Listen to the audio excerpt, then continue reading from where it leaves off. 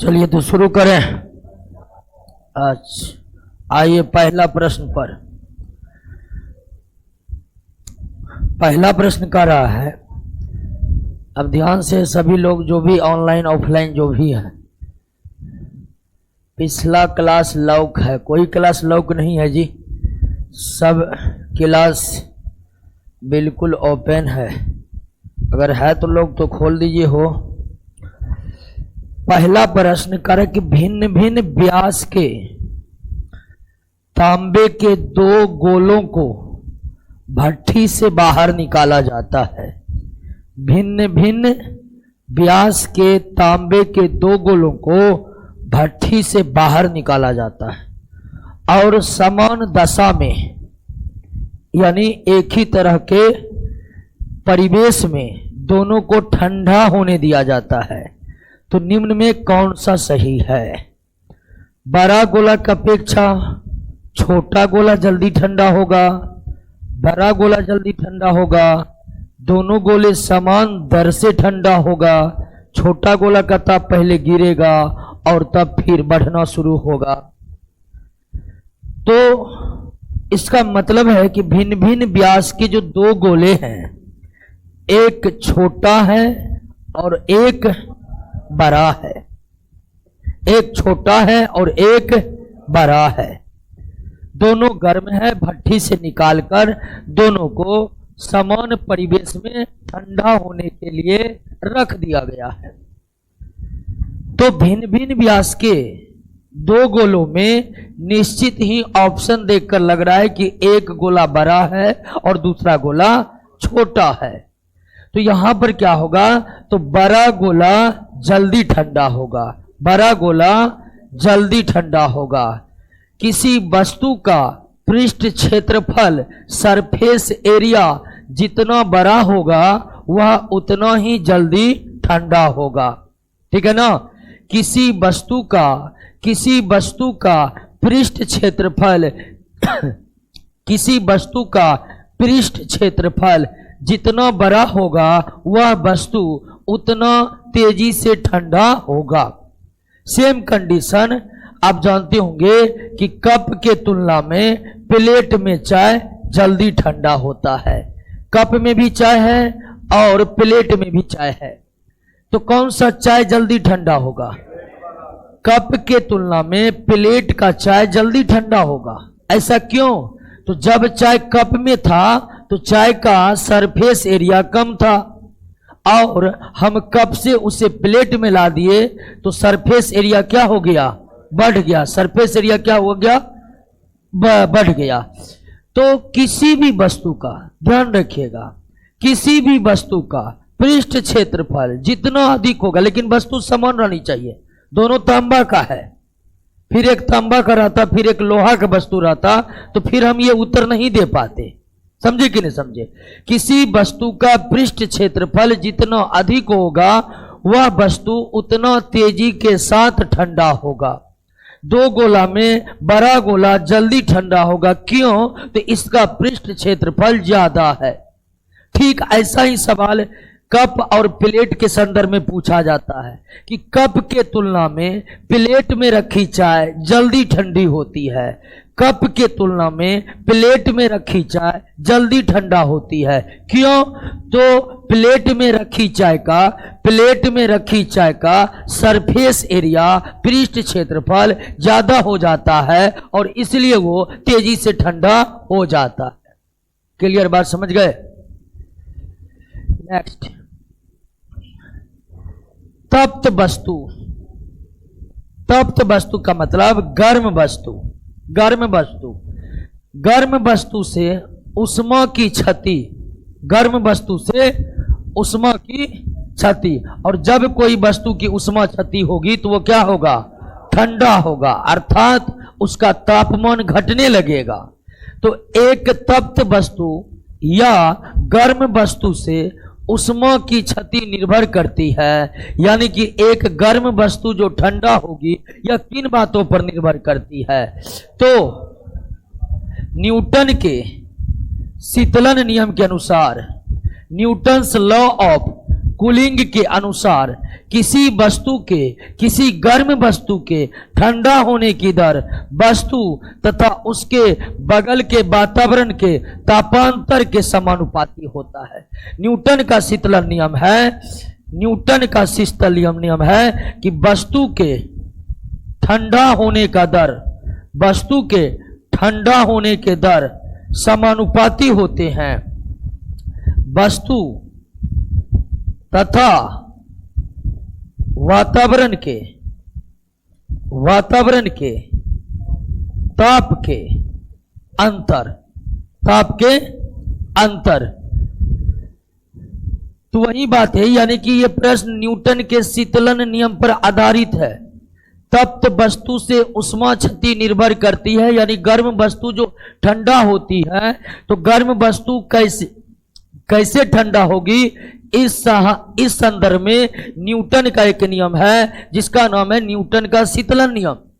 Newton का शीतलन नियम कहता है कि वस्तु और जिस वातावरण में वस्तु रखा हुआ है उनके बीच के ताप का अंतर जितना अधिक होगा वस्तु उतना तेजी के साथ ठंडा होगा।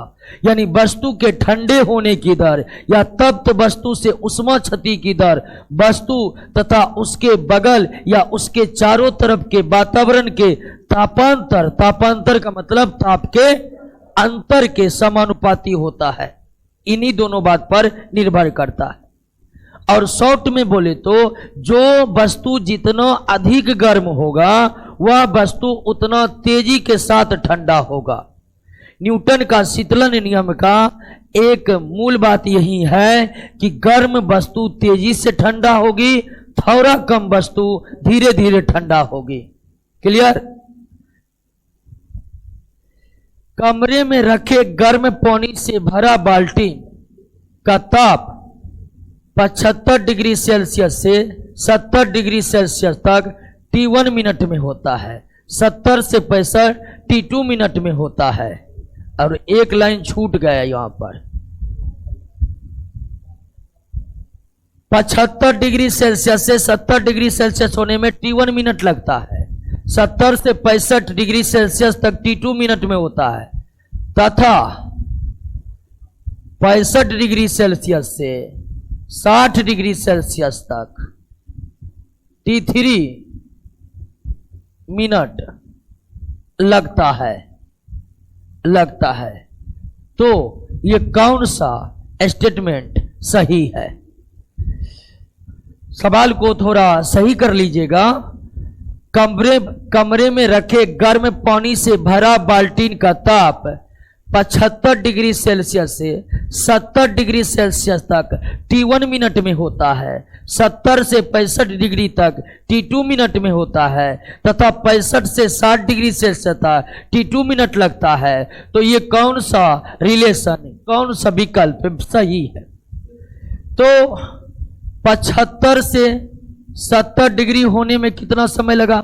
T1 minute. 70 से 65 होने में कितना लगा? T2 minute. 65 से 60 होने में कितना समय लगा? T3 लगा। तो न्यूटन का शीतलन नियम कहता है कि जो वस्तु जितनी गर्म होगी वह उतना तेजी से ठंडा होगा। जो वस्तु जितना गर्म होगी वह वस्तु उतना तेजी से ठंडा होगा। यह न्यूटन का शीतलन नियम बतलाता है। न्यूटन का कूलिंग नियम के अनुसार जो वस्तु जितनी अधिक गर्म होगी वह उतना तेजी से ठंडा होगा। सबसे गर्म वस्तु कौन था? ये वाला सबसे गर्म ये है, तो सबसे तेजी के साथ ये ठंडा होगा, उससे कम तेजी के साथ ये ठंडा होगा, और सबसे कम यानी कि ये वाली स्थिति में तेजी से ठंडा होगा, ये वाली स्थिति में थोड़ा कम तेजी से ठंडा होगा, ये वाली स्थिति में और भी कम तेजी के साथ ठंडा होगा। कहने का मतलब T1 से बड़ा क्या होगा? T2, और T2 से बड़ा क्या होगा? T3 होगा। जो वस्तु जितना अधिक गर्म होगी वह ठंडा होने में उतना कम समय लेगी। 75 से 70 होने में कम समय लगेगा, 70 से 65 होने में उससे ज्यादा समय लगेगा, और 65 से 60 होने में और भी ज्यादा समय लगेगा। T1 समय से बड़ा T2 होगा और T2 से बड़ा T3 होगा। ज्यों ज्यों वस्तु ठंडा होगी, ठंडा होने का दर बढ़ते जाएगा, यानी ठंडा होने में ज्यादा समय लगते जाएगा। क्लियर है? तो ये है न्यूटन का शीतलन नियम। जल का कुछ द्रव्यमान और बर्फ के कुछ द्रव्यमान जो 0 डिग्री सेल्सियस पर है, जल का कुछ द्रव्यमान और बर्फ का कुछ द्रव्यमान दोनों कितना डिग्री सेल्सियस पर है? 0 डिग्री सेल्सियस पर है। उन्हें एक साथ मिला दिया जाता है, उन्हें एक साथ मिला दिया जाता है तो क्या होगा? तो ताप जो है अपरिवर्तित रहेगा, क्योंकि दो वस्तु का जब तापमान समान हो तो उनके बीच ऊष्मा का स्थानांतर नहीं होता है। जब दो वस्तु का टेम्परेचर तापमान समान हो तो उनके बीच ऊष्मा का स्थानांतर नहीं होता है। अगर जल ज्यादा रहता गर्म, बर्फ 0 पर रहता, तब जाकर ताप का अंतर हो सकता है। जल भी 0 डिग्री पर है, बर्फ भी 0 डिग्री पर है, दोनों को मिला दिए तो ऊष्मा का आदान प्रदान तो होगा नहीं। ऊष्मा का आदान प्रदान होने के लिए तापों का अंतर होना बहुत जरूरी है। जैसे एक 70 डिग्री सेल्सियस गर्म है, एक 60 डिग्री, दोनों को मिला देंगे तो 70 डिग्री सेल्सियस गर्म वस्तु से ऊष्मा किसमें जाने लगेगा? 60 डिग्री वाले में। ऊष्मा हमेशा उच्च ताप से निम्न ताप की ओर गमन करता है। ऊष्मा हमेशा उच्च ताप से निम्न ताप की ओर गमन करता है। लेकिन जब दोनों वस्तु का तापमान समान हो तो ऊष्मा का गमन होगा ही नहीं, और जब ऊष्मा का गमन नहीं होगा तो तापमान जितना है उतना ही बना रहेगा, यानी अपरिवर्तित रहेगा। बर्फ का ताप 0 डिग्री सेल्सियस से 4 डिग्री सेल्सियस तक लाया जाता है, तो बर्फ पिघलने से जो पानी बनता है उसका घनत्व क्या होगा? बढ़ता जाएगा। पानी का घनत्व बर्फ से ज्यादा होता है, पानी का घनत्व बर्फ से ज्यादा होता है।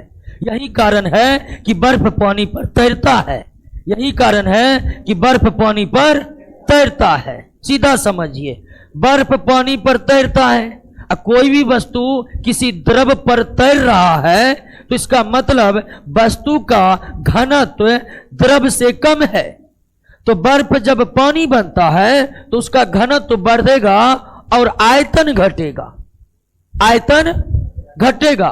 और सिंपल सी बात है कि घनत्व बराबर क्या होता है?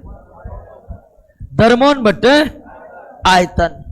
द्रव्यमान संरक्षण नियम के अनुसार द्रव्यमान में कमी या बढ़ोतरी हो ही नहीं सकती है।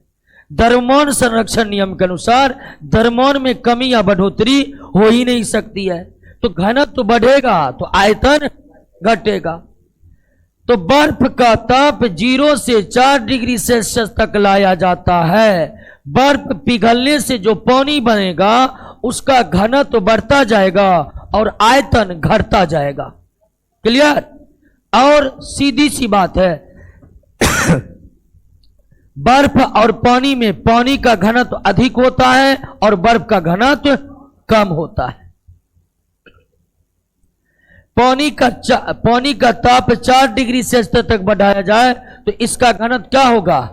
बढ़ता जाएगा, क्योंकि पानी का घनत्व 4 डिग्री सेल्सियस पर क्या होता है? अधिकतम होता है, अधिकतम होता है। और पानी का आयतन 4 डिग्री सेल्सियस पर क्या होता है? न्यूनतम होता है। जहां घनत्व अधिकतम होगा वहां आयतन न्यूनतम होगा। पानी का ताप 4 डिग्री सेल्सियस तक बढ़ाया जाए तो इसका घनत्व बढ़ता जाएगा, क्योंकि पानी का घनत्व 4 डिग्री सेल्सियस पर अधिकतम और पानी का आयतन 4 डिग्री सेल्सियस पर न्यूनतम होता है। नेक्स्ट, आपको 2 प्याले में चाय दी गई है, एक अपने लिए और दूसरा आपके मित्र के लिए। आपको अपने मित्र के लिए कुछ समय तक प्रतीक्षा करनी है, तो आप निम्न में कौन सा विकल्प आजमाएंगे?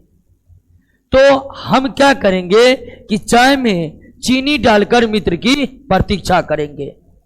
ठीक है, अगर हम चाय में चीनी डाल देंगे तो चाय का टेम्परेचर घट जाएगा, और चाय का टेम्परेचर घट जाएगा तो न्यूटन के शीतलन नियम के अनुसार चाय बहुत तेजी के साथ ठंडा नहीं होगी, वो धीरे धीरे ठंडा होगी। धीरे धीरे ठंडा होगी, यही स्थिति हमें चाहिए, क्योंकि मित्र का हम प्रतीक्षा कर रहे हैं। क्लियर है ना? न्यूटन का शीतलन नियम कहता है कि जो वस्तु जितना अधिक गर्म होगा वह उतना तेजी के साथ ठंडा होगा, जो वस्तु थोड़ा गर्म होगा वह धीरे धीरे ठंडा होगा। तो अगर आप चाय में चीनी नहीं डालिएगा तो चाय पूरा गर्म रहेगा और वो तेजी के साथ क्या हो जाएगा? ठंडा हो जाएगा।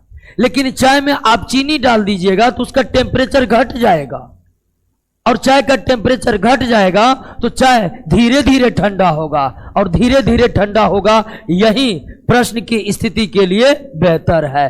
तो चाय में चीनी डालकर मित्र की प्रतीक्षा करेंगे, क्योंकि चाय में चीनी डालने से चाय का टेम्परेचर गिर जाएगा, और चाय का टेम्परेचर गिर जाने से न्यूटन के शीतलन नियम के अनुसार चाय धीमे धीमे गति से ठंडा होगा, और वही स्थिति हमें चाहिए। क्लियर? समझे कि नहीं समझे?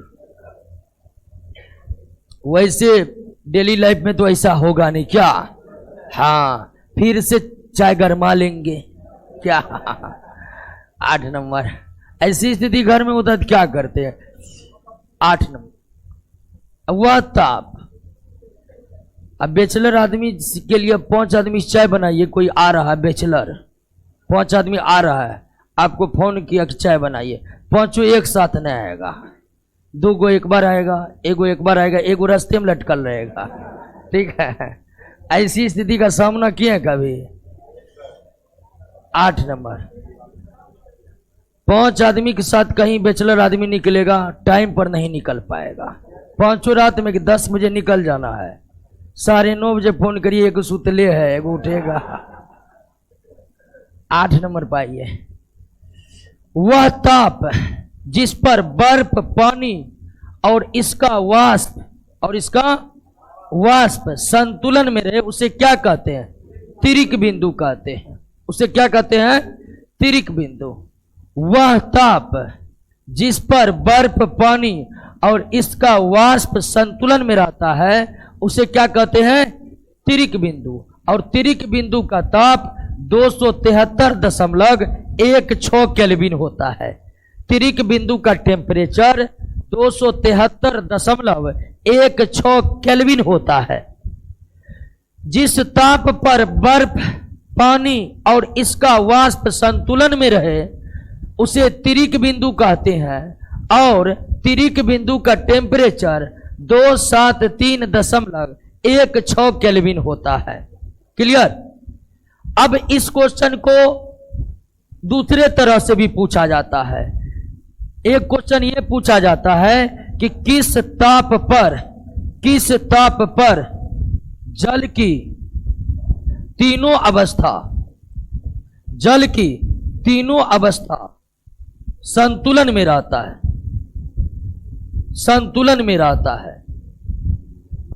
किस ताप पर जल की तीनों अवस्था संतुलन में रहता है? तिरिक बिंदु, अंग्रेजी में ट्रिपल पॉइंट कहते हैं दोस्तों, ट्रिपल पॉइंट कहते हैं। अच्छा, थोड़ा बहुत इंग्लिश का भी यूज करेंगे आप, ठीक है?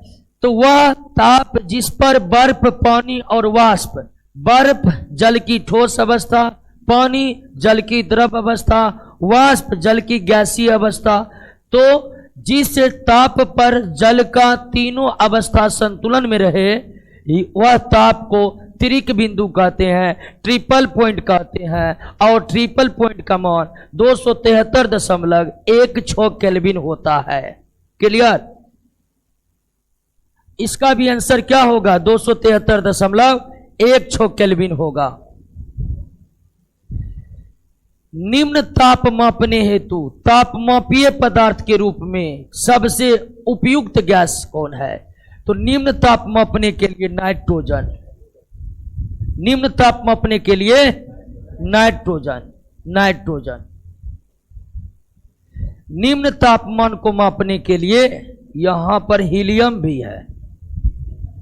एक मिनट, यहां पर हीलियम है दोस्तों। नाइट्रोजन से बेहतर कौन होगा? हीलियम होगा, हीलियम। यहां पर टीलियम नहीं, हीलियम है, हीलियम।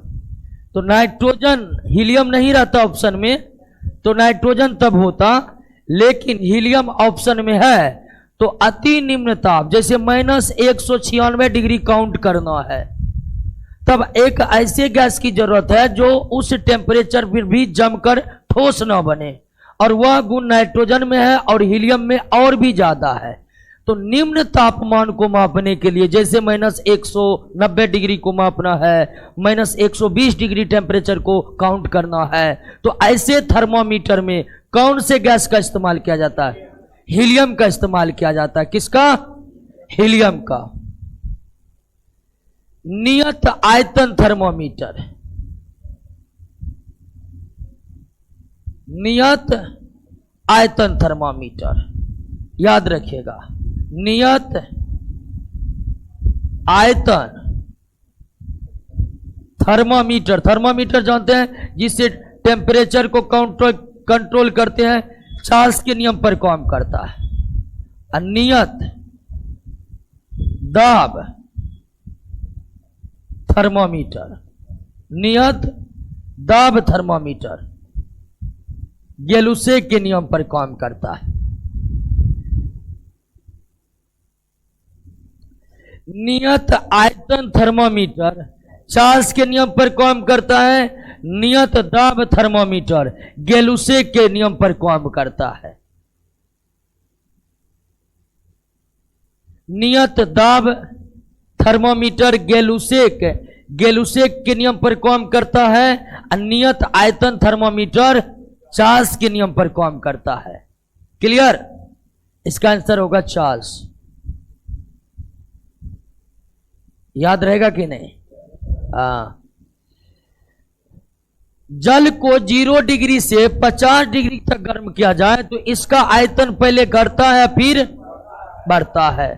0 से 50 डिग्री तक गर्म करिएगा तो 4 डिग्री सेल्सियस से 0 से 4 डिग्री सेल्सियस तक आयतन पहले क्या होता है, और फिर 4 डिग्री सेल्सियस से आयतन क्या होगा? बढ़ेगा। जब जल को 0 से 50 डिग्री सेल्सियस तक गर्म करिएगा तो आयतन 4 डिग्री सेल्सियस तक घटेगा और 4 डिग्री सेल्सियस के बाद आयतन बढ़ेगा। यानी पहले घटता है और फिर बढ़ता है, पहले घटता है और फिर बढ़ता है। क्लियर? और 4 डिग्री सेल्सियस पर जल का घनत्व अधिकतम आयतन न्यूनतम होता है।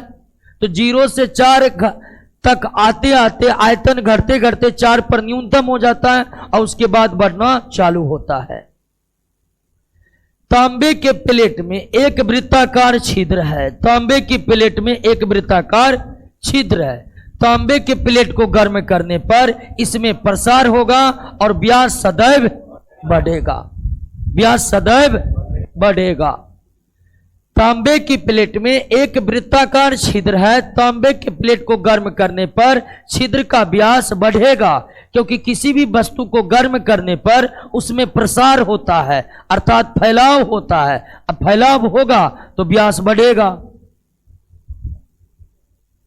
धातु से बनी ठोस गेंद में एक कोटर है। गेंद को गर्म करने पर कोटर का आयतन क्या होगा? बढ़ेगा। किसी भी वस्तुओं को गर्म करने पर उसमें एक्सपेंशन होता है, प्रसार होता है, जिसके कारण उसका आयतन बढ़ता है, आयतन बढ़ता है। तो अगर गोला के भीतर एक कैविटी है तो गोला को गर्म करेंगे तो निश्चित तौर पर वो कैविटी भी उष्मा को ग्रहण कर कर फैलेगा ही, अर्थात उसका आयतन बढ़ेगा ही। द्रवन, द्रवन, द्रवन का मतलब क्या? गलना। तो द्रवन के समय वस्तु का ताप क्या रहता है? नियत रहता है। मान लीजिए लोहा का मेल्टिंग पॉइंट क्या है, 1535 डिग्री सेल्सियस। लोहा का मेल्टिंग पॉइंट कितना है, मतलब लोहा किस ताप पर गलेगा या द्रव बनेगा। तो मान लीजिए आपके पास 5 केजी लोहा है, आपके पास 5 केजी लोहा है, इसको आप गर्म कर दीजिए 1535 डिग्री। तो 1535 डिग्री तक गर्म करते ही लोहा ठोस से क्या बनने लगेगा, द्रव बनने लगेगा। और जब तक 5 केजी लोहा द्रव नहीं बन जाएगा तब तक टेम्परेचर क्या बना रहेगा, कांस्टेंट बना रहेगा, 1535 ही बना रहेगा। तो एक वस्तु जब अवस्था बदलती है तो उसका टेम्परेचर क्या रहता है, कांस्टेंट बना रहता है। उसका टेम्परेचर क्या बना रहता है, कांस्टेंट। जैसे बर्फ का गलनांक कितना है, 0 डिग्री बर्फ का गलनांक। तो मान लीजिए आपके पास 5 केजी बर्फ है और वो गल रहा है, तो जब तक 5 केजी बर्फ गलकर पानी न बन जाए उसका टेम्परेचर कितना बना रहेगा, 0 डिग्री ही बना रहेगा। द्रवण के समय अर्थात अवस्था परिवर्तन के समय किसी वस्तु का टेम्परेचर बढ़ता नहीं है। जब तक पूरी तरह अवस्था न बदल जाए टेम्परेचर कांस्टेंट बना रहता है, टेम्परेचर कांस्टेंट बना रहता है, नियत बना रहता है। सिर दर्द से परेशान आदमी को बाम से आराम पहुंचता, बाम वही झंडू बाम। सिर दर्द से परेशान आदमी को बाम से आराम पहुंचता है, क्यों, क्योंकि यह वाष्पशील होता है। बाम क्या होता है, वाष्पशील होता है। और जब कोई वस्तु वाष्पशील होता है तो वाष्प में परिवर्तन हेतु उष्मा की जरूरत पड़ती है। वाष्प में परिवर्तन हेतु उष्मा की जरूरत होती है। बाम क्या है, बाम एक वाष्पशील पदार्थ है, अर्थात वो डायरेक्ट ठोस से किस में बदल जाएगा, वाष्प में। और जो वस्तु वाष्प में परिवर्तित होगी उसे वाष्प में परिवर्तित होने के लिए क्या चाहिए, उष्मा चाहिए। तो सिर में हम बम लगाए हैं, बम वाष्प बनेगा, तो वह बम वाष्प बनने के लिए क्या ग्रहण करेगा, उष्मा हमारे सिर से ग्रहण करेगा। और हमारे सिर से उष्मा ग्रहण करेगा तो हमारे सिर से उष्मा निकलेगी जिससे हमें आराम पहुंचेगा। क्लियर है बात। वस्तु को गर्म करने पर उसकी चाल क्या हो जाएगी, बढ़ जाएगी। वस्तु को गर्म करने पर उसके अणु या परमाणुओं की गति क्या होगी, बढ़ जाएगी। किसी वस्तु को गर्म करने का मतलब है उसे उष्मा प्रदान करना। एक वस्तु को गर्म कर रहे हैं तो इसका क्या मतलब है कि हम उसे उष्मा दे रहे हैं। और उष्मा ग्रहण करके किसी भी वस्तु के परमाणु की गतिज ऊर्जा में क्या हो जाती है, वृद्धि हो जाती है। मॉडर्न क्वांटम थ्योरी यही बताता है कि उष्मा को ग्रहण करके एक पदार्थ के अणु अथवा परमाणुओं की गति बढ़ जाती है, अर्थात उसकी गतिज ऊर्जा बढ़ जाती है। किसी वस्तु का ताप किसका सूचक है, किसी वस्तु का ताप उसके अणुओं की औसत गतिज ऊर्जा का सूचक है। अर्थात ताप जितनी अधिक होगी उसके अणुओं की औसत गतिज ऊर्जा उतनी अधिक होगी। क्लियर। किसी वस्तु का ताप उसके अणुओं की औसत गतिज ऊर्जा का सूचक होता है। जितना अधिक टेम्परेचर होगा पदार्थ के अणुओं की अथवा परमाणुओं की औसत गतिज ऊर्जा उतनी ही अधिक होगी, औसत गतिज ऊर्जा उतनी ही अधिक होगी। वस्तु का ताप सूचित करता है कि संपर्क करने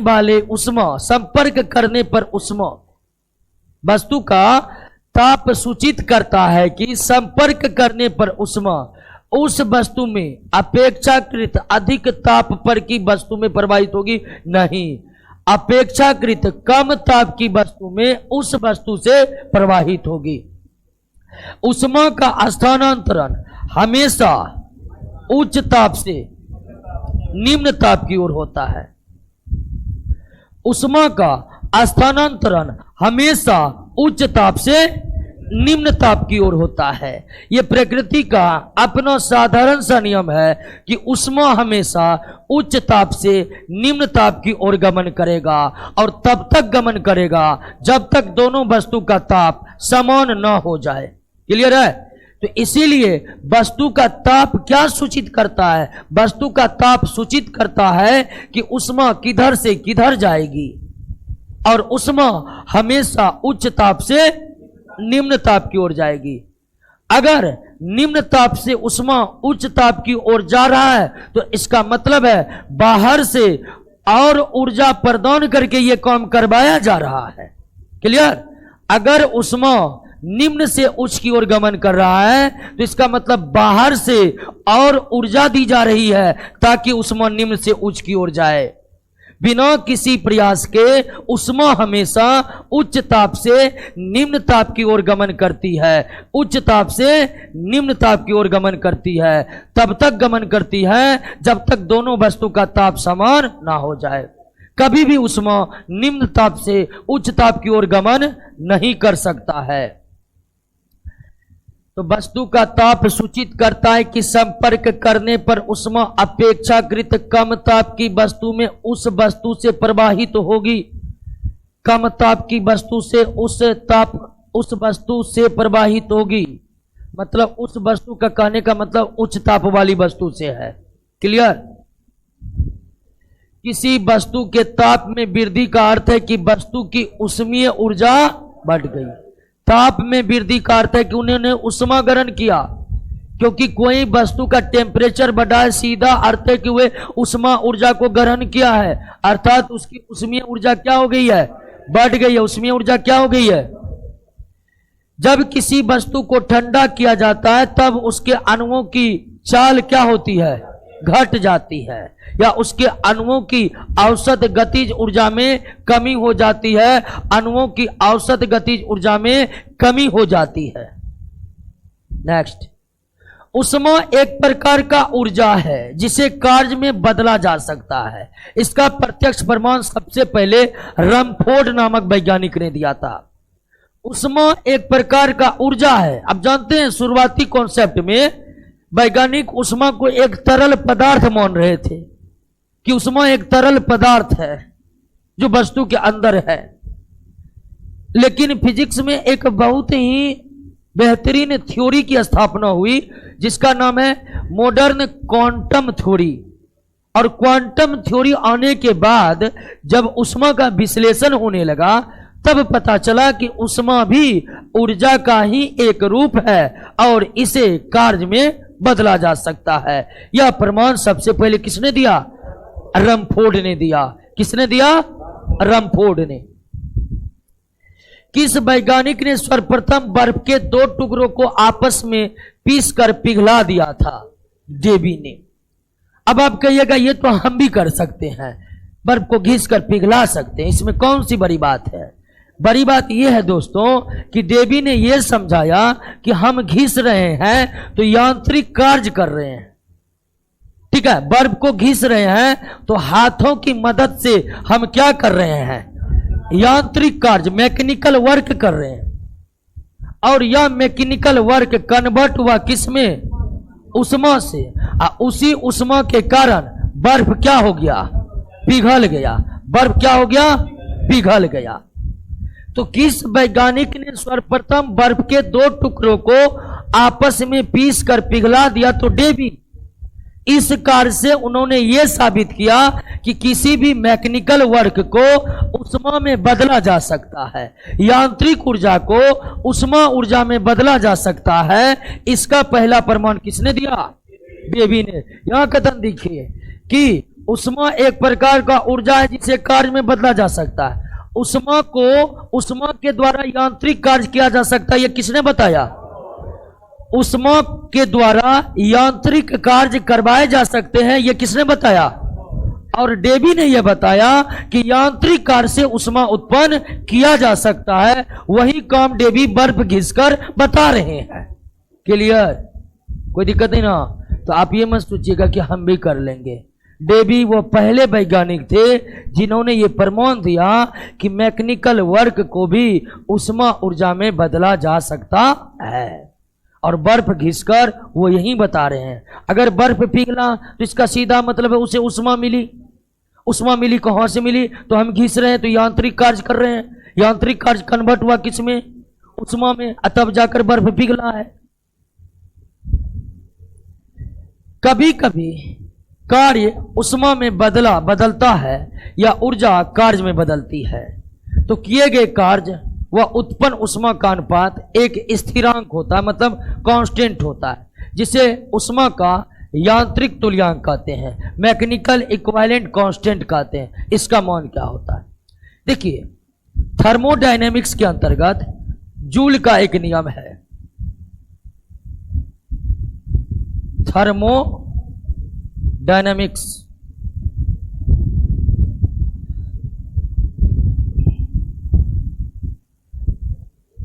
थर्मोडायनेमिक्स के अंतर्गत जूल का एक नियम है, ठीक है ना, कि W कार्य करने से अगर Q उष्मा उत्पन्न हो रही है, W कार्य करने से अगर Q उष्मा W कार्य करने से अगर Q उष्मा उत्पन्न हो रही है तो W डायरेक्टली प्रोपोर्शनल होगा किसका?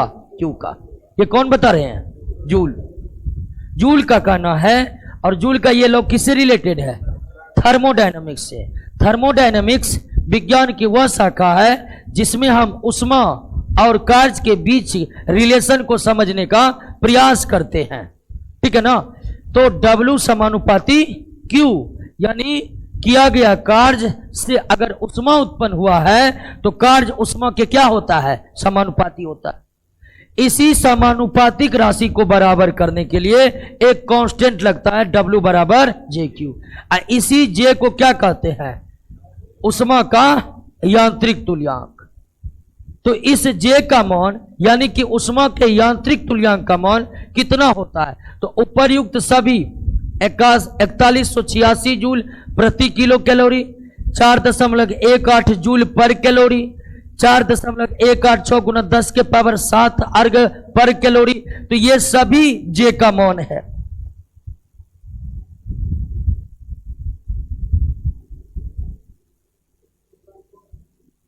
ये सभी मान कांस्टेंट या उष्मा के यांत्रिक तुल्यांक का है। क्लियर हो गया? नेक्स्ट, अभी तुरंत देखिए, W बराबर JQ, W बराबर JQ, तो W बाय Q बराबर क्या हो जाएगा? J। वही जूल के नियम का विस्तार पूछ रहा है आपसे। जूल के नियम का विस्तार पूछ रहा है। W बराबर JQ यानी W बाय Q बराबर J। जब कुछ पानी का लगातार मंथन किया जाता है तो उसका ताप क्यों बढ़ जाता है? तो जब हम लगातार मंथन कर रहे हैं, मथ रहे हैं, तो कौन कार्य कर रहे हैं? और यांत्रिक ऊर्जा किसमें कन्वर्ट हो रहा है? इसलिए मथा गया जल का टेम्परेचर क्या होता है? बढ़ जाता है, क्योंकि यांत्रिक ऊर्जा का रूपांतरण यांत्रिक ऊर्जा दो प्रकार के होते हैं, गतिज ऊर्जा और स्थितिज ऊर्जा। यांत्रिक ऊर्जा कितने प्रकार के?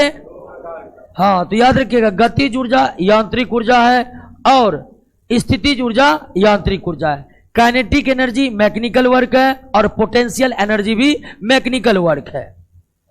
तो जब पानी का लगातार मंथन किया जाता है तो उसका ताप क्यों बढ़ जाता है? तो इसलिए बढ़ जाता है कि हाथों के संचालन से हम यांत्रिक ऊर्जा खपत कर रहे हैं, जो किसमें कन्वर्ट हो रहा है? वाष्प इंजन में उबले हुए जल का तापमान किस कारण से उच्च हो जाता है? तो वाष्प इंजन में बॉयलर का इस्तेमाल होता है। अब बॉयलर के अंदर क्या होता है? उच्च दाब होता है, ठीक है ना। और उच्च दाब जो है पानी के जल के बॉइलिंग पॉइंट को क्या करता है? बढ़ा देता है, जिसके कारण उसका तापमान क्या हो जाता है? उच्च हो जाता है। क्लियर? जैसे जल का बॉइलिंग पॉइंट कितना है 100 डिग्री, और इसको बहुत अधिक दबा देंगे तो बॉइलिंग पॉइंट बढ़कर कितना हो जाएगा 120 डिग्री। तो जब वैसे गर्मा रहे तो जल 100 डिग्री, लेकिन दाब देकर गर्मा रहेंगे तो अंदर का जल कितना गर्म होगा। तो वाष्प इंजन में उबले हुए जल का तापमान किस कारण से उच्च हो सकता है? तो बॉयलर के अंदर उच्च दाब होने से जल का बॉइलिंग पॉइंट या उबलने का तापमान में वृद्धि हो जाती है, और तापमान में वृद्धि हो गई तो वही पूछ रहा आपसे। शीतकाल हैंडपंप का पानी गर्म होता है। शीतकाल में यानी ठंड के समय, शीतकाल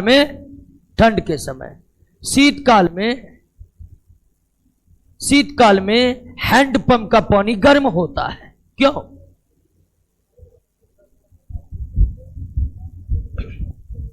शीतकाल में हैंडपंप का पानी इसलिए गर्म होता है कि पृथ्वी के भीतर तापमान वायुमंडलीय तापमान से क्या होता है अधिक होता है।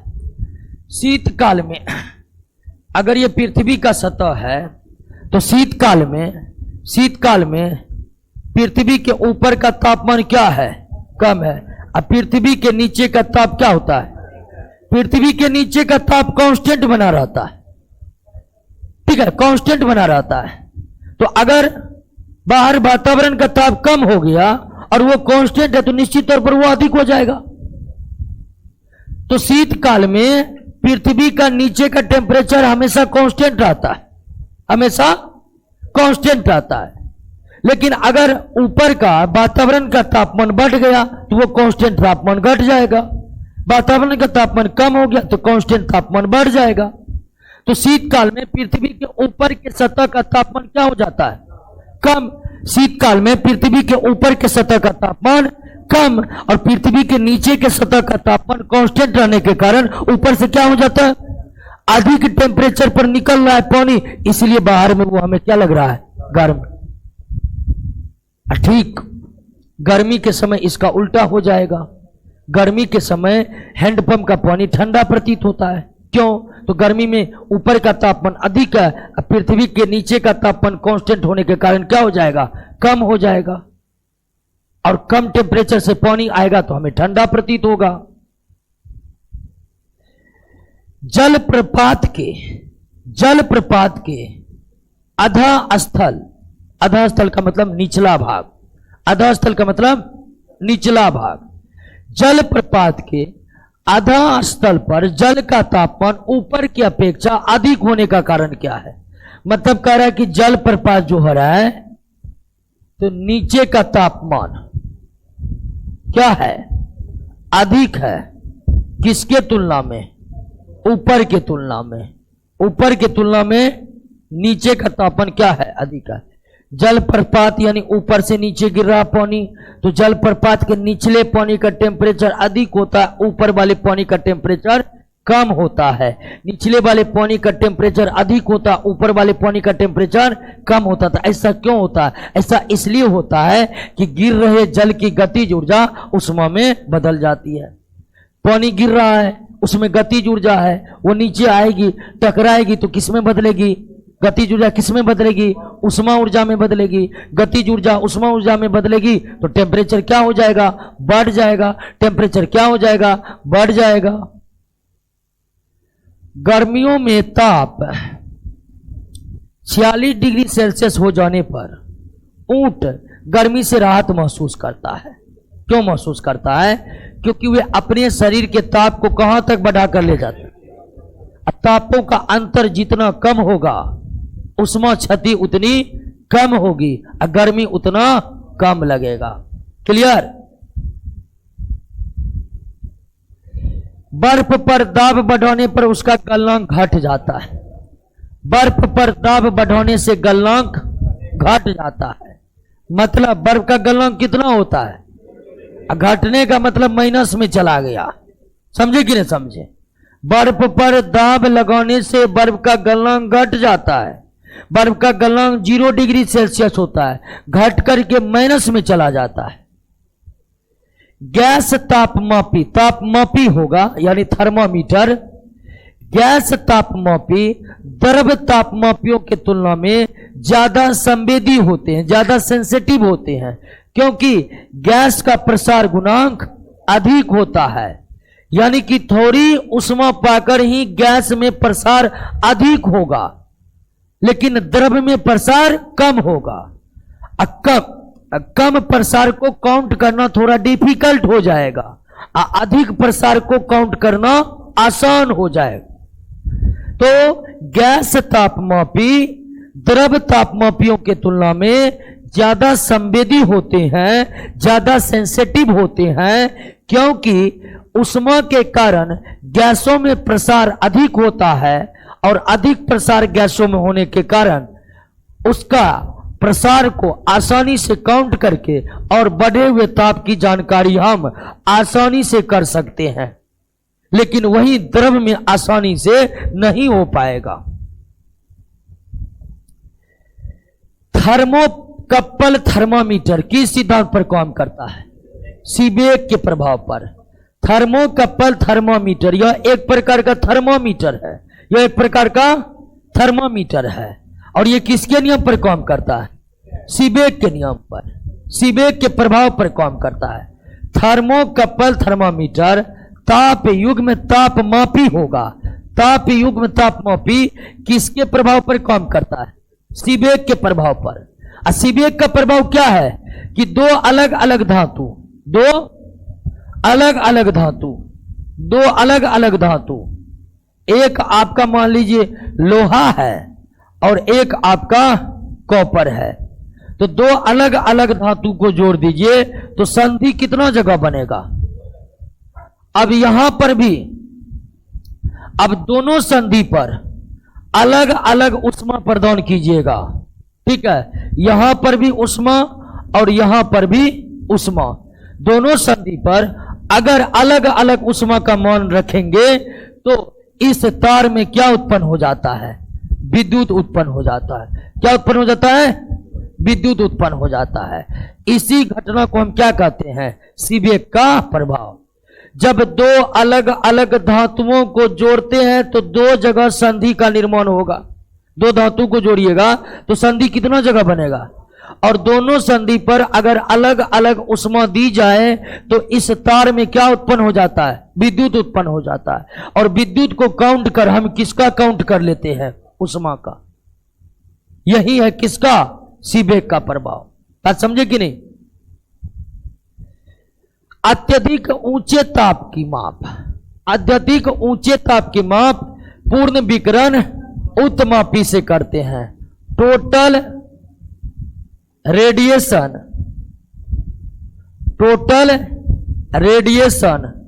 पायरोमीटर, उत्तमापी को पायरोमीटर कहते हैं अंग्रेजी में। टोटल रेडिएशन पायरोमीटर अत्यधिक ऊंचे ताप जैसे सूर्य के ताप, तारों के ताप को किससे मापा जाता है?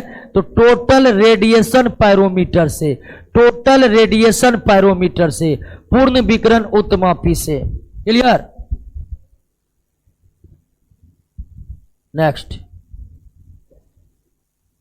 इलेक्ट्रिसिटी लेक्चर 2 लॉक लगा हुआ है जी, लॉक लगा हुआ है, जवाब दीजिए न। तो टोटल रेडिएशन पायरोमीटर किसके नियम पर काम करता है? स्टीफन। देखिए पायरोमीटर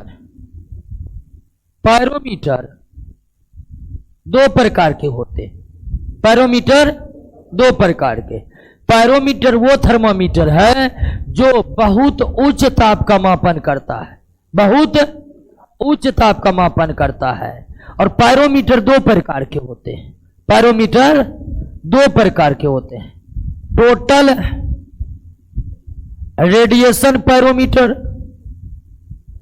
दूसरा ऑप्टिकल पायरोमीटर।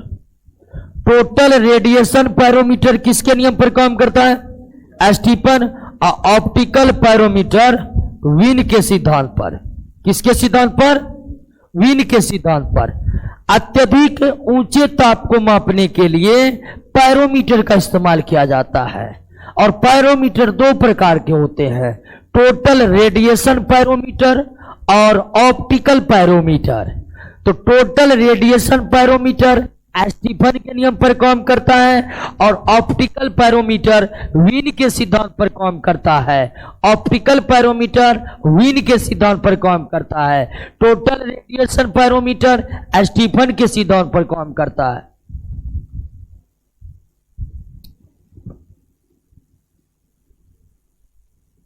नेक्स्ट, दूर की वस्तु जैसे सूर्य आदि का ताप किस तापमापी से मापा जाता है? पूर्ण विकिरण उत्तमापी, मापी होगा, मानी नहीं, मापी। अंग्रेजी में इसको कहेंगे total radiation pyrometer. Total radiation pyrometer, total radiation pyrometer. ठंडे देशों में पारा के स्थान पर अल्कोहल को तापमापी द्रव्य के रूप में वरीयता दी जाती है। वरीयता दी जाती है, क्यों? ऐसा इसलिए कि अल्कोहल का द्रव्यनांक क्या है? निम्नतम है। यानी ठंडे देशों में पारा जो है वह जम जाएगा, लेकिन अल्कोहल नहीं जमेगा, क्योंकि अल्कोहल का जो जमनांक है, जिसको फ्रीजिंग पॉइंट कहते हैं, वह बहुत कम है पारे की अपेक्षा। तो ठंडे देशों में थर्मोमीटर में पारा के जगह अल्कोहल को वरीयता दी जाती है। वरीयता का मतलब प्राथमिकता, ठीक है ना? वरीयता का पर्यायवाची प्राथमिकता हो गया। तो ठंडे इलाकों में जैसे अंटार्कटिका महाद्वीप पर थर्मामीटर ले जाएंगे, पारा वाला काम नहीं करेगा, पारा जम जाएगा। वहां पर आपको किसका इस्तेमाल करना पड़ेगा? अल्कोहल का। वो निम्न ताप पर भी नहीं जमेगा, क्योंकि उसका द्रव्यनांक क्या है? निम्नतर है। विकिरण पायरोमीटर से उच्च ताप को मापा जाता है, यानी 800 डिग्री सेल्सियस से ऊपर के तापमान को मापा जाता है। 800 डिग्री सेल्सियस के ऊपर के तापमान को मापा जाता है। क्लियर? थर्मोकपल ताप युग्म, अभी तुरंत सीबेक का प्रभाव बताए थे ना, कि एक तरफ लोहा और एक तरफ तांबा। तो वही थर्मोकपल ताप युग्मक थर्मामीटर के बारे में बात की जा रही है। तो थर्मोकपल ताप युग्मक डैश द्वारा बनाया जाता है, तो दो असदृश धातुओं के द्वारा। असदृश का मतलब अलग अलग धातुओं के द्वारा। इसके लिए लोहा और तांबा या एंटीमनी और बिस्मथ। एंटीमनी, एंटीमनी का सिंबल Sb, और किसका इस्तेमाल किया जाता है? तो थर्मोकपल बनाने के लिए दो अलग अलग धातुओं का इस्तेमाल किया जाता है, लोहा तांबा या एंटीमनी बिस्मथ का। अलग अलग मतलब क्या? अदृश्य धातुओं का। अलग अलग का मतलब अदृश्य धातुओं का। सूर्य का तापमान पायरोमीटर से मापा जाएगा। सूर्य का तापमान पायरोमीटर से। निम्नलिखित तापमापियों में किसे पायरोमीटर कहा जाता है? विकिरण, विकिरण तापमापी पायरोमीटर है। वैसे पायरोमीटर दो प्रकार के होते हैं, रेडिएशन पायरोमीटर और ऑप्टिकल पायरोमीटर। रेडिएशन पायरोमीटर और कौन सही है? तो हाँ भी सही है, ठीक है। F माइनस 32/180 बराबर C माइनस 0/100 बराबर K minus 273/100। Clear? Fahrenheit scale, Celsius scale और केल्विन स्केल के बीच यही रिलेशन है। तो अभी आपको केवल दो के बीच रिलेशन, तो 0 0 कट गया, 9 दूनी 18 और 2 पंचे 10, तो F माइनस 32/9 बराबर C/5। केल्विन को हटा दिया गया है। तो आप इस फॉर्मूला से फ़ारेनहाइट को सेल्सियस में या सेल्सियस को फ़ारेनहाइट में बदल सकते हैं। क्लियर?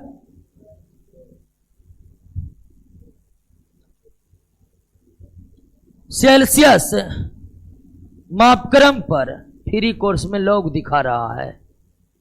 अरे 2-4 कमेंट किया है जी, चेक करो पहले सबको, फिर से चेक करो।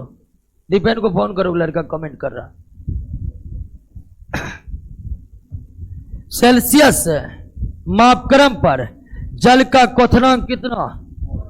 0 डिग्री और हिमांक क्वथनांक 100 डिग्री और हिमांक 0 डिग्री। ठीक है, सेल्सियस मापक्रम पर क्वथनांक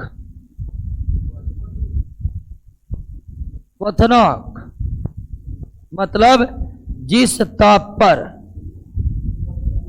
पर जल उबलता है, उबलने का मतलब क्या बनता है? उबलता है। ठीक है, अंग्रेजी में कहते हैं बॉइलिंग पॉइंट, और दूसरा क्या है? हिमांक, फ्रीजिंग पॉइंट, यानी जल जिस ताप पर जमता है, जिस ताप पर जमता है, और जमकर क्या बनता है? बर्फ बनता है। तो बॉइलिंग पॉइंट वह ताप है जिस पर जल उबलता है, और हिमांक फ्रीजिंग पॉइंट वह ताप है जिस पर जल जमता है। तो सेल्सियस मापक्रम पर जल का क्वथनांक 100 डिग्री सेल्सियस और हिमांक 0 डिग्री सेल्सियस होता है, यानी 100 डिग्री सेल्सियस पर जल उबलेगा और 0 डिग्री सेल्सियस पर जल जमेगा। नेक्स्ट, ताप के सेल्सियस पैमाने पर परम शून्य ताप, ठीक है, परम शून्य ताप अंग्रेजी में कहते हैं absolute zero temperature, absolute zero temperature. परम शून्य ताप वह ताप है जिस ताप पर सभी गैस शून्य आयतन को प्राप्त करते हैं, शून्य आयतन को प्राप्त करते हैं। जिस ताप पर सभी गैस शून्य आयतन प्राप्त करता है उसे क्या कहते हैं? परम शून्य ताप कहते हैं। अब परम शून्य ताप का मतलब 0 डिग्री सेल्सियस या -273 केल्विन। सॉरी, हाँ, 0 केल्विन या -273 डिग्री सेल्सियस। परम शून्य ताप जिस ताप पर सभी गैस शून्य आयतन को प्राप्त करते हैं, जिस ताप पर सभी गैस शून्य आयतन को प्राप्त करते हैं उसे परम शून्य ताप कहते हैं। परम शून्य ताप का मान केल्विन में 0 केल्विन और डिग्री सेल्सियस में -273 degree Celsius, -273 degree Celsius. Clear?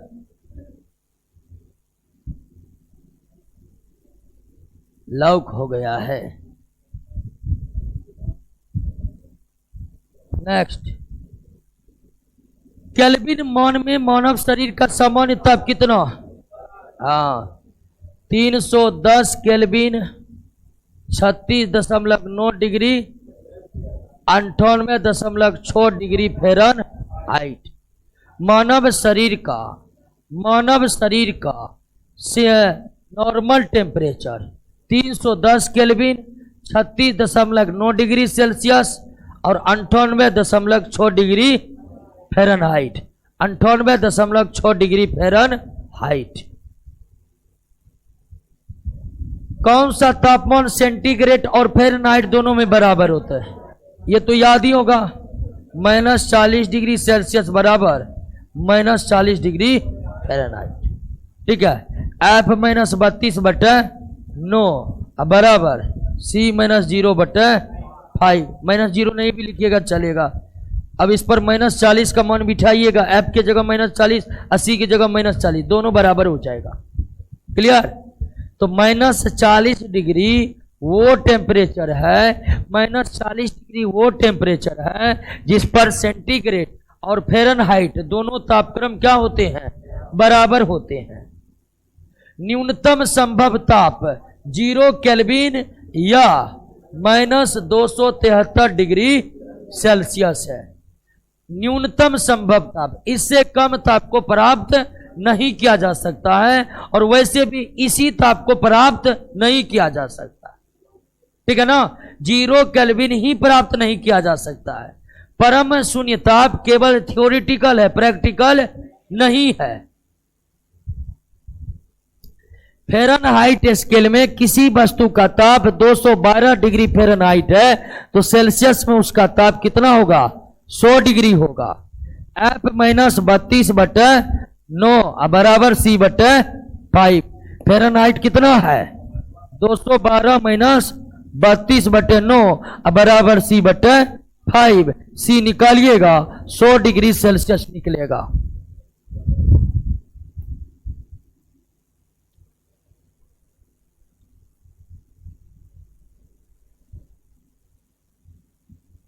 Clear.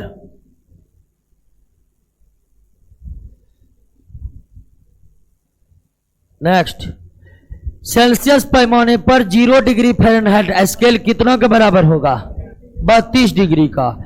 F -32/9 बराबर C/5। F के जगह क्या देना है, 0 -32/9 बराबर C/5। C बराबर निकल जाएगा 32 डिग्री सेल्सियस। क्लियर। नेक्स्ट, मानव शरीर का सामान्य तापक्रम 98.4 डिग्री फ़ारेनहाइट है तो ये डिग्री सेल्सियस में 36.89 डिग्री सेल्सियस। फ़ारेनहाइट मापक्रम में समान वायुमंडलीय दाब, एक वायुमंडलीय दाब को ही क्या कहते हैं, समान वायुमंडलीय दाब कहते हैं। फ़ारेनहाइट मापक्रम पर समान वायुमंडलीय दाब पर उबलते पानी का तापक्रम 212 डिग्री फ़ारेनहाइट या 100 डिग्री सेल्सियस। उबलते पानी का ताप 100 डिग्री सेल्सियस या 212 डिग्री फ़ारेनहाइट। और समान वायुमंडलीय दाब एक वायुमंडलीय दाब को कहा जाता है, समान वायुमंडलीय दाब एक वायुमंडलीय दाब को कहा जाता है। दिल्ली में जल का क्वथनांक 100 डिग्री सेल्सियस है तो मसूरी में जल का तापमान 100 से कम होगा, क्योंकि मसूरी क्या है, पर्वतीय इलाका है। मसूरी क्या है, अब पर्वतीय इलाका में वायुमंडलीय दाब कम हो जाता है, यानी कि जो जो हम ऊपर की ओर जाएंगे वायुमंडलीय दाब घटेगा। अब वायुमंडलीय दाब घटने से क्वथनांक में क्या आती है, कमी आती है। क्वथनांक में क्या आती है, तो दिल्ली में 100 है तो मैसूर यानी कि पहाड़ी इलाका में जाएंगे तो वायुमंडलीय दाब घटने से क्वथनांक कम हो जाएगा, यानी 100 से कम हो जाएगा।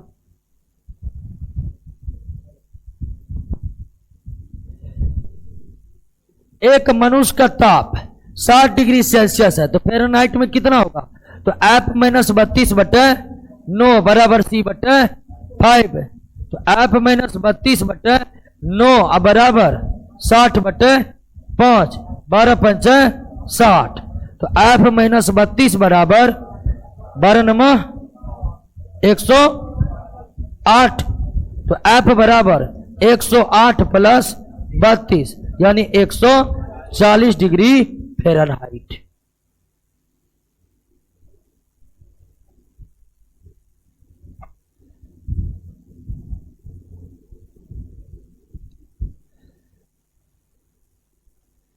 क्लियर।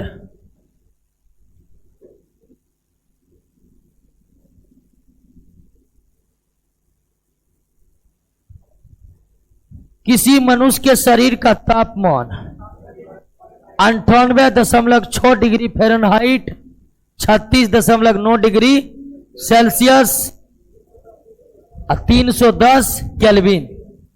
तप्त जल के थैलों में जल का प्रयोग किया जाता है। तप्त जल के थैलों में यानी कि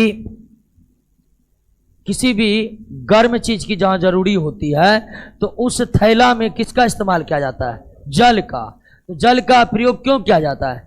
क्योंकि इसकी विशिष्ट ऊष्मा अधिक होती है, विशिष्ट ऊष्मा अधिक होती है। अब विशिष्ट ऊष्मा 1 kg वस्तु का ताप 1 केल्विन बढ़ाने हेतु जितनी ऊष्मा की आवश्यकता होती है उसे ही क्या कहते हैं? विशिष्ट ऊष्मा या विशिष्ट ऊष्मा धारिता। और जल की विशिष्ट ऊष्मा धारिता, जल की विशिष्ट ऊष्मा धारिता 4200 जूल पर केजी पर केल्विन। यह विशिष्ट ऊष्मा धारिता का मात्रक जूल पर केजी पर केल्विन, यानी कि 1 केजी जल का टेम्परेचर 1 केल्विन बढ़ाइएगा, उसके लिए कितनी ऊष्मा खर्च करनी पड़ेगी? 4200 जूल। यानी जल बहुत ज्यादा ऊष्मा को ग्रहण करके गर्म होगा। एक वस्तु की विशिष्ट ऊष्मा या विशिष्ट ऊष्मा धारिता अधिक है, मतलब वो अधिक से अधिक ऊष्मा ग्रहण करके ही गर्म होगा। लगभग सभी पदार्थों में जल की विशिष्ट ऊष्मा धारिता बहुत अधिक। वहीं लोहा का देखिए, लोहा का लगभग 418 जूल पर केजी पर केल्विन है। 1 किलो लोहा का टेम्परेचर 1 केल्विन बढ़ाने के लिए आपको मात्र कितना ऊष्मा देना है? 418 जूल देना है। वहीं 1 केजी जल का टेम्परेचर 1 केल्विन बढ़ाने के लिए आपको कितना ऊष्मा देना है? तो तप्त जल के तैलों में जल का प्रयोग क्यों किया जाता है? क्योंकि इसकी विशिष्ट ऊष्मा या विशिष्ट ऊष्मा धारिता अधिक होती है। कितनी होती है? 4200 जूल पर केजी पर केल्विन। नेक्स्ट, धातु के चायदानियों में लकड़ी के हैंडल क्यों लगे होते हैं? क्योंकि लकड़ी ऊष्मा का, ये तो आप जवाब दे ही सकते हैं, ठीक है। लकड़ी तो महंगा प्लास्टिक लगा रहा था जी, क्या? जब गर्म पानी को मोटे कांच के गिलास के ऊपर छिड़का जाता है तो टूट जाता है। इसका कारण है कि अचानक ही गिलास क्या होता है? विस्तारित होता है। एक मोटा कांच है तो मतलब उसमें कई परतें हैं। उसमें क्या है? उसमें अचानक गर्म जल डाल दीजिएगा तो भिन्न भिन्न परतों में प्रसार अलग अलग तरीके से होता है, जिसके कारण वो क्या होता है? टूट जाता है। ठीक है, टूट जाता है। आम बोलचाल की भाषा में बोले चनक जाता है, क्या? अचानक ही गिलास क्या होता है? विस्तारित होता है। इसका दूसरा भी उत्तर हो सकता है कि कांच पर गर्म पानी डालने से कांच अचानक ही क्यों टूट जाता है? तो कांच के परत में कई परतें होते हैं। कांच क्रिस्टलीय पदार्थ नहीं है। कांच क्या है? अक्रिस्टलीय पदार्थ। क्या दोस्तों? अक्रिस्टलीय पदार्थ। और उसमें एक मोटा परत है, तो समझिए 5-6 परत से मिलकर बना हुआ है। और पानी डालने से किसी परत में अधिक विस्तार, किसी परत में कम प्रसार होने के कारण वो क्या होता है? टूट जाता है। यहां पर इसका आंसर होगा अचानक ही गिलास विस्तारित हो जाता है। दूसरा उत्तर होगा इसका कि कांच के भिन्न भिन्न परतों का प्रसार अलग अलग होने के कारण कांच दरक जाते हैं। दरकना समझते हैं ना? हाँ, चनक जाते हैं, टूट जाते हैं। पानी का घनत्व 4 डिग्री सेल्सियस पर अधिकतम होता है। पानी का घनत्व 4 डिग्री सेल्सियस पर अधिकतम होता है। जब बर्फ को 0 से 10 तक गर्म किया जाता है तो आयतन पहले कम होता है, उसके बाद 0 से 4 डिग्री सेल्सियस तक आयतन क्या होगा? घटता है। 4 से 10 क्या होगा? बढ़ता है।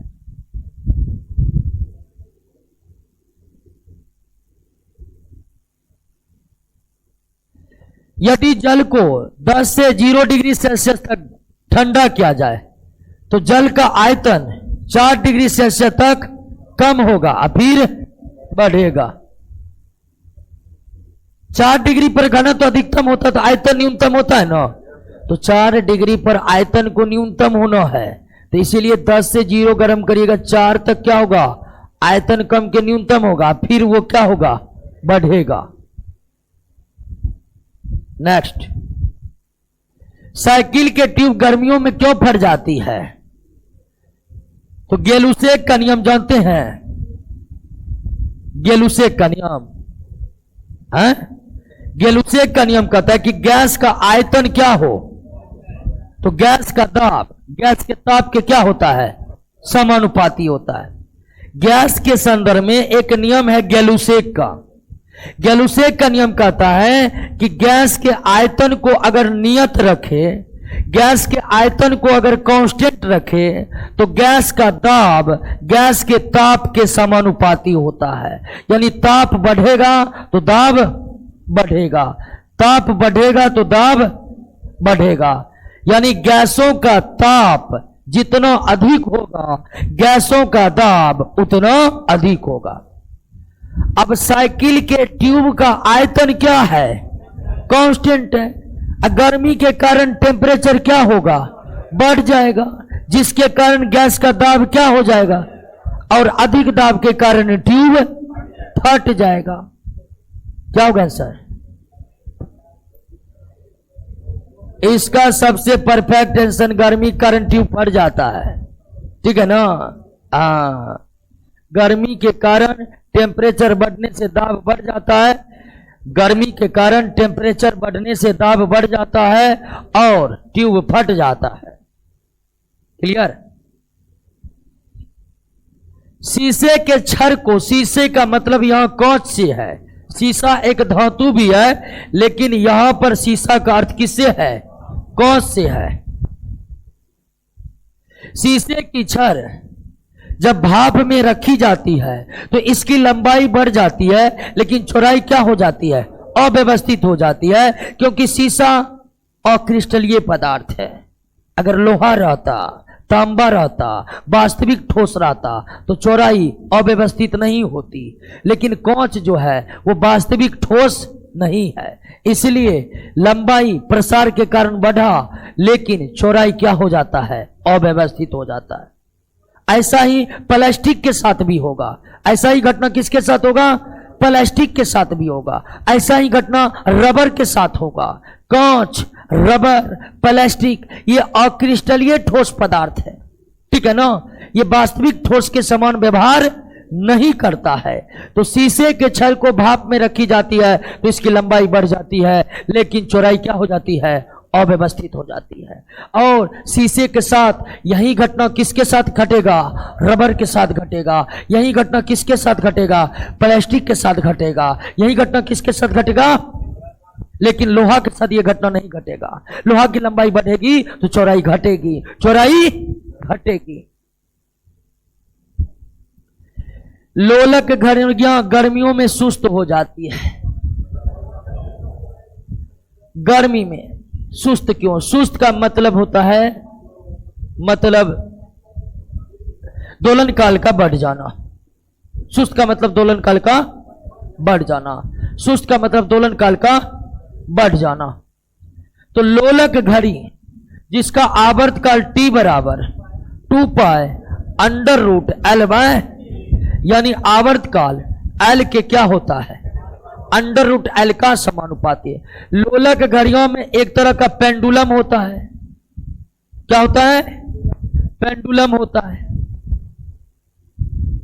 और ये आगे पीछे घूमती है, ठीक है ना। और लोलक घड़ी का आवर्त काल कितना होता है, 2 सेकंड का होता है। लोलक घड़ी का आवर्त काल 2 सेकंड, यानी एक बार ऐसे ऐसे करने में कितना समय लगता है, यानी एक दोलन पूरा करने में 2 सेकंड का, एक तरफ का 1 सेकंड। तो गर्मी में लोलक की जो ये लंबाई है इसमें वृद्धि होती है। क्यों? तो गर्मी में उष्मा पाकर कोई भी चीज प्रसार करता है, फैलता है। तो गर्मी के कारण लोलक के प्रभावी लंबाई में वृद्धि होगी। लंबाई में वृद्धि होने से आवर्तकाल बढ़ेगा। जो आवर्तकाल पहले 2 सेकंड का था अब 2 सेकंड से बढ़ गया, तो मतलब समय जो है, घड़ी जो है वो क्या हो गया, सुस्त हो गया। लोलक की लंबाई बढ़ जाती है, इसके दोलन काल में लगा हुआ समय बढ़ जाता है। यानी पहले 1 सेकेंड गर्मी के समय में 1 सेकेंड का जितना होगा वो समझिए ना 1.2 सेकेंड, 1 सेकेंड से ज्यादा हो जाएगा।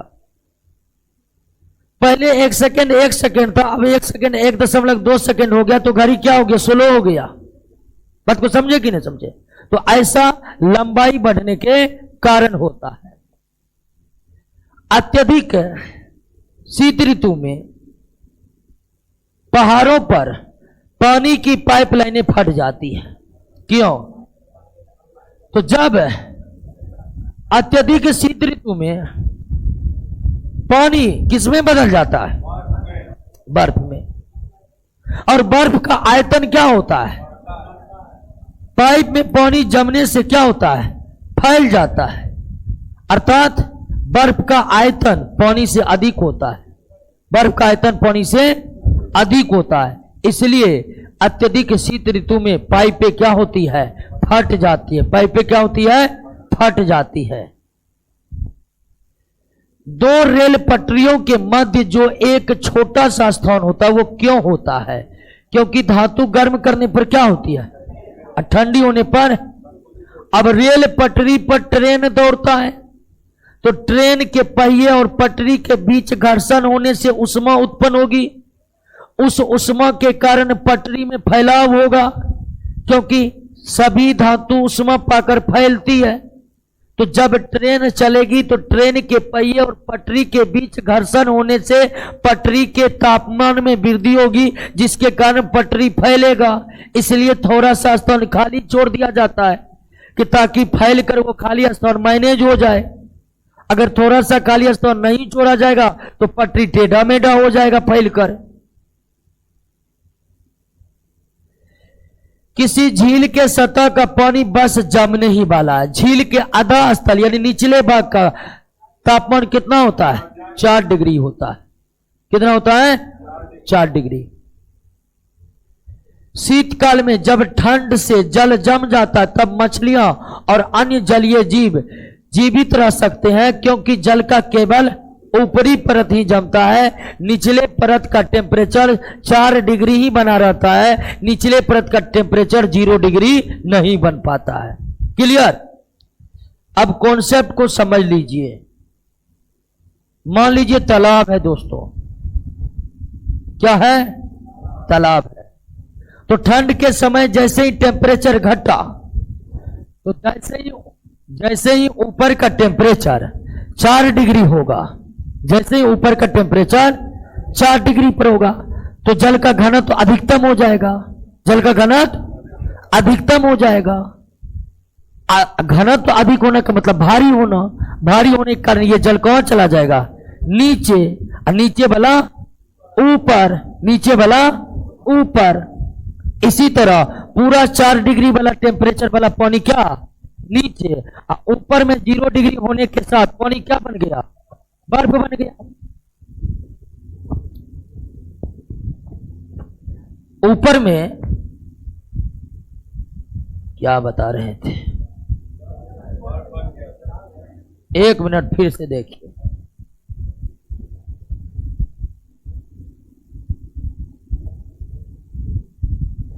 मान लीजिए ये तालाब है, क्या है, तालाब।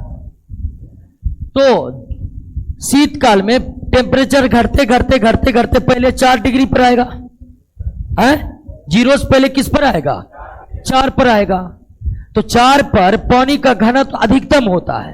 तो जैसे पानी का टेम्परेचर 4 होगा, घनत्व बढ़ जाएगा। घनत्व बढ़ना मतलब भारी होना। अब भारी होने के कारण 4 डिग्री वाला पानी कहां चला जाएगा, पानी नीचे हो जाएगा। और नीचे का जो पानी है वो कहां जाएगा, ऊपर। इस तरह ऊपर का सारा पानी 4 डिग्री होकर के कहां जाएगा, नीचे। अब जैसे ही ऊपर में 0 डिग्री होगा तो ऊपर का पानी क्या बन जाएगा, बर्फ। लेकिन नीचे का पानी अभी कितना पर है, और जैसे ही बर्फ बन जाएगा तो बर्फ उष्मा का कुचालक होता है। अब वो निचला पानी के उष्मा को न तो बाहर जाने देगा न ही बाहर के उष्मा को अंदर आने देगा, और अंदर का पानी कितना पर बना रहेगा? 4 डिग्री पर बना रहेगा। 4 डिग्री पर पानी है तो पानी है, वो बर्फ नहीं बन सकेगा, मछलियां जीवित रह जाती है। बात को समझे कि नहीं समझे? तो शीतकाल में जब ठंड से जल जम जाता है तब मछलियां और अन्य जलीय जीव जीवित रह सकते हैं, क्योंकि झील के नीचे के पानी का टेम्परेचर 4 डिग्री पर बना रहता है, और 4 डिग्री पर पानी बर्फ नहीं बनेगा, वो जल ही रहेगा। उष्मा संचरण की विधि, उष्मा संचरण की विधि तीनों है। चालन भी उष्मा संचरण की विधि है, संवहन भी उष्मा संचरण की विधि है, और विकिरण भी उष्मा संचरण की विधि है। चालन, संवहन, विकिरण तीनों ही उष्मा संचरण की विधि है। क्लियर? उष्मा संचरण की किस विधि में पदार्थ के अणु एक स्थान से दूसरे स्थान तक स्वयं नहीं जाते हैं? तो चालन विधि में। चालन द्वारा उष्मा का स्थानांतरण किसमें होता है? ठोस में। ठोस के परमाणु अत्यंत ही प्रबल अंतराण्विक बल के द्वारा क्या होते हैं? बंधे होते हैं। चालन के द्वारा उष्मा का स्थानांतरण ठोस वस्तुओं में होता है, यानी ठोस वस्तु जो गर्म होते हैं या ठोस वस्तु जो उष्मा ग्रहण करते हैं, किस विधि से? और ठोस विधि, ठोस पदार्थ के परमाणु आपस में अत्यधिक अंतराण्विक बल के द्वारा बंधे होते हैं, इसलिए वो अपने जगह पर से हटने के लिए वे अपने जगह पर से हट नहीं सकते हैं। तो चालन विधि में क्या होता है कि आप यहां से इसको गर्म करना चालू किए तो ये अणु उष्मा को ग्रहण करके इसको दे दिया, फिर ये अणु इसको दे दिया, ये अणु इसको दे दिया, ये अणु इसको दे दिया। तो ठोस पदार्थ जो गर्म होते हैं उसके एक अणु उष्मा ग्रहण करके अपने पास वाले अणु को देते जाते हैं। अणु अपना स्थान नहीं छोड़ते हैं, और अणु अपना स्थान इसलिए नहीं छोड़ते हैं क्योंकि उनके बीच का अंतराण्विक बल बहुत प्रबल है। तो उष्मा संचरण की किस विधि में पदार्थ के अणु एक स्थान से दूसरे स्थान तक स्वयं नहीं जाते हैं, तो वो विधि है चालन विधि। चालन विधि, और चालन विधि के द्वारा उष्मा का स्थानांतरण किस पदार्थ में होता है? ठोस पदार्थ में उष्मा का स्थानांतरण या ठोस पदार्थ जो गर्म होता है, किस विधि से गर्म होता है? चालन विधि से गर्म होता है। किस विधि से? द्रवों तथा गैसों में उष्मा का स्थानांतरण संवहन विधि से होता है। अब द्रव जो गर्म होता है, मान लीजिए द्रव गर्म हो रहा है, ठीक है ना, द्रव को आप क्या कर रहे हैं? गर्म कर रहे हैं। तो द्रव को गर्म कर रहे हैं तो यहां का अणु गर्म हुआ और ऊपर चला आया, अब फिर ऊपर का अणु क्या हुआ? नीचे आ गया, फिर वो गर्म होकर ऊपर चला गया। तो यानी संवहन के द्वारा उष्मा के स्थानांतरण में अनुगति करते हैं, वे अपने स्थान से उठकर दूसरे स्थान पर जाते हैं। लेकिन चालन विधि द्वारा उष्मा हस्तांतरण में अनुगति या परमाणु गति नहीं करते। तो द्रव और गैस गर्म होता है किस विधि से? संवहन विधि के द्वारा उष्मा हस्तांतरण में, संवहन के द्वारा उष्मा हस्तांतरण में, संवहन के द्वारा उष्मा हस्तांतरण में अनुगति करते हैं, अपने स्थान से हटकर दूसरे स्थान पर जाते हैं। चालन द्वारा ठोस गर्म होता है जिसमें उष्मा के हस्तांतरण में अनुगति नहीं करते हैं, अपना स्थान नहीं छोड़ते हैं। नेक्स्ट, विद्युत केतली में पानी पानी पानी, द्रव द्रव किस विधि से गर्म? ठोस किस विधि से गर्म? चालन। ठोस किस विधि से गर्म होगा? चालन विधि से। द्रव किस विधि से गर्म होगा? संवहन विधि से। गैस किस विधि से गर्म होगा? संवहन विधि से। क्लियर हो गया? कितना प्रश्न है जी?